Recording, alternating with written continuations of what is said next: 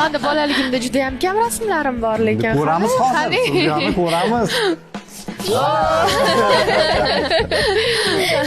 Shu 5 oylik paytlarim bo'lsa kerak shu. Menimcha. Men rosa semiz bo'lganman, kichkinaligimda dombo bo'lganman. Bu semizlikmi? Aha, yo'q. Men bunda ushlagan yarmi yo'q ekan rasmmi? Mamatlarim bunaqa bo'lganda, bulchka bo'lgan. Yomon semizcha bo'lganman. Keyin osib ketganman. Oyimlar rosa kiyintirishi, shunaqa cho'lkalar kesishi, nimadirlar qilishi rosa yaxshi ko'rardilar-da.